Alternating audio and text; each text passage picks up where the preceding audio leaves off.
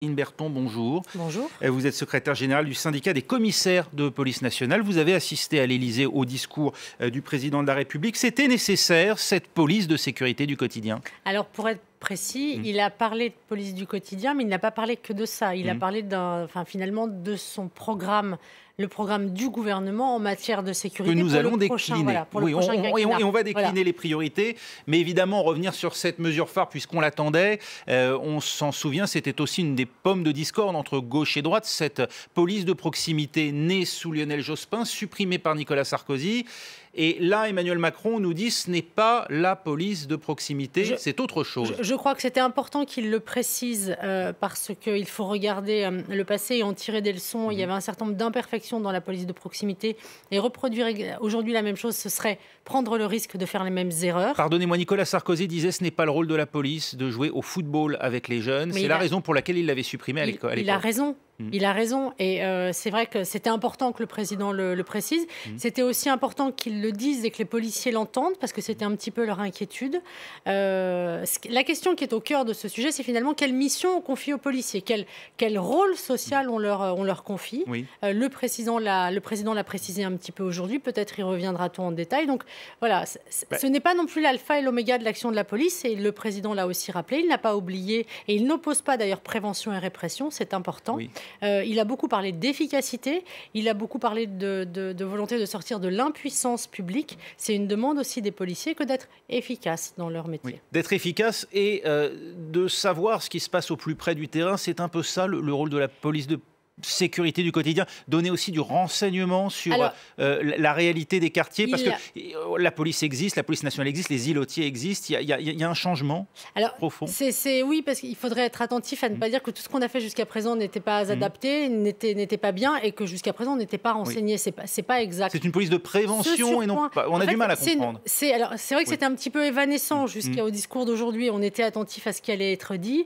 Ce qu'on perçoit, c'est que ce qui était présent, c'est l'idée probablement plus fort d'une coproduction de sécurité, c'est-à-dire une définition qui n'est pas uniquement une définition nationale faite par l'échelon du haut de ce que nous attendons, enfin nous, gouvernants, attendons, nous, autorités administratives, attendons, c'est aussi ce que la population attend et qu'elle se sente reconnue dans la prise en compte de ses attentes. C'est ça, manifestement, qui a été très présent dans le discours du président, ce qui peut être, je pense, parfaitement compris par les policiers, parce que, de toute manière, c'est ce qu'ils font ou ce qu'ils essaient de faire. Vous savez, quand on devient policier, on le fait pour servir. Quand on rentre dans ce métier, c'est pour rendre service. Mais justement, vous éprouviez, vous, un manque sur le terrain? On peut avoir deux difficultés. Une première difficulté qui était celle de la disponibilité. C'est que les policiers sont là pour servir, mais il y a eu une telle accumulation des missions, et le président l'a rappelé, notamment en insistant sur son premier défi qui restera la lutte contre le terrorisme. On a demandé à tous les policiers de lutter contre le terrorisme. Donc on avait un enjeu de disponibilité des policiers pour être peut-être plus au contact de la population.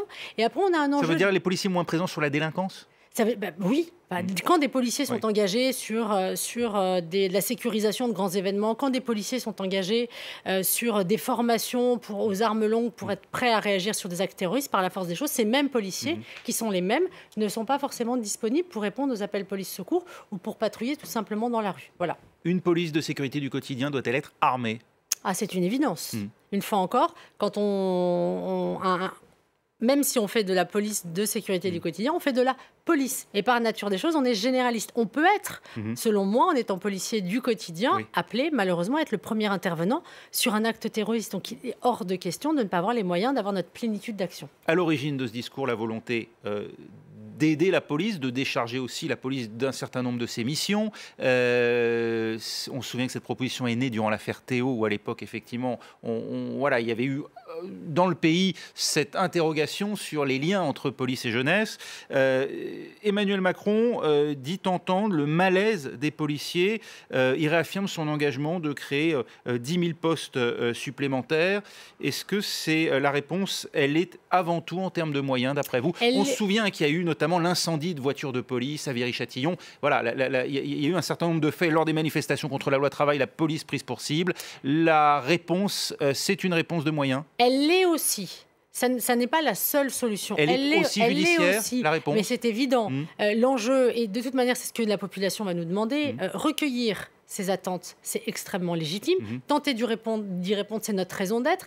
Mais encore faut-il que nous ayons les moyens de le faire. Donc le moyen de le faire, ça peut être par une plus grande présence, évidemment, qui ne soit pas happée par d'autres missions. Mais c'est aussi, quand on nous soumet une problématique de délinquance, qu'on soit capable d'avoir une réponse crédible, immédiate, visible. Donc ça suppose qu'on ait des outils qui soient des outils judiciaires, une réponse pénale, parfois des outils de police administrative, parfois des outils peut-être entre guillemets de co-gestion sociale avec des règles du vivre ensemble qui doivent être rappelées, collectivement rappelées. Il y a un enjeu. Ça veut dire du matériel, des véhicules de police aussi. On dit beaucoup que les policiers aujourd'hui sont sous-équipés. Alors ça, je dirais, c'est systémique et c'est endémique. On a eu tendance, en privilégiant d'autres investissements, à ne pas correctement s'occuper de l'état des commissariats, l'état bâtimentaire, quiconque pénètre dans un commissariat s'en rend compte, ou évidemment du nerf de la guerre qui sont les véhicules, parce que nous nous déplaçons beaucoup, nous faisons beaucoup de missions, nous faisons beaucoup de kilomètres et nous abîmons plus vite nos véhicules que le véhicule des citoyens lambda. Emmanuel Macron souhaite, donc, on l'a dit, là, ça c'est la réponse judiciaire, durcir la réponse aux menaces qu'il estime lâches et intolérables envers les agents de police et augmenter donc de 10 000 le nombre de postes. On a beaucoup dit que sous la droite, on en avait supprimé trop. Ça a été je pense, une réalité. Alors, s'agissait-il peut-être entre guillemets, d'un manque d'anticipation? On était aussi dans une logique globale qui était la révision générale des politiques publiques. Avec le non-remplacement d'un fonctionnaire sur deux partant à la retraite. Et on peut comprendre la logique, et ça je le comprends, la logique de régulation budgétaire, parce qu'il s'agit de ne pas dépenser de manière impropre l'agent public, mais il n'empêche que derrière les agents de police, comme derrière tout un tas d'autres services publics, il y a une notion de service. Et moins on a d'agents, moins on a de services. En saluant le travail des forces de l'ordre, Emmanuel Macron a indiqué que la police avait déjoué depuis le début de l'année 13 attentats. Est-ce qu'il faut s'en soulager ou s'en inquiéter d'après vous? Les deux.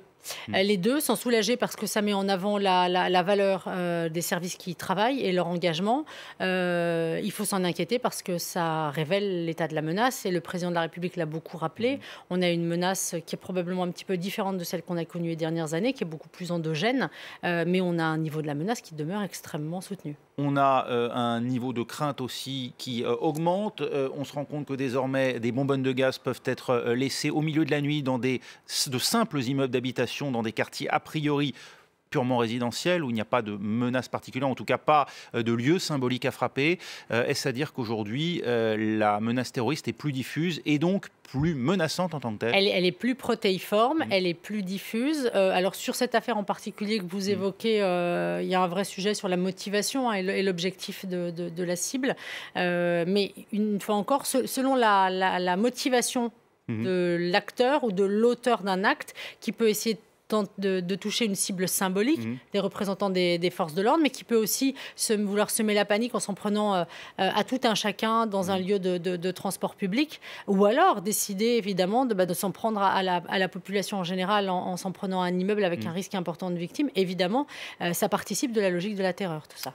Pour nous qui couvrons l'actualité internationale, évidemment, on a beaucoup parlé de Raqqa depuis 24 heures, la chute de la capitale autoproclamée du groupe État islamique. Vous craignez le retour en France de djihadistes. Et de ce point de vue-là, est-ce que la proposition d'Emmanuel Macron d'améliorer le recueil et l'exploitation du renseignement, c'est l'élément central? C'est ce que disent beaucoup de spécialistes. C'est un point important. Ça fait déjà quelques mois, avant même la chute de Raqqa, mais dans le cadre de la déstabilisation de l'État islamique en terre étrangère, on avait observé des phénomènes de retour et on les craignait. On l'avait aussi craint de toute manière et identifié dans le cadre des afflux massifs de réfugiés.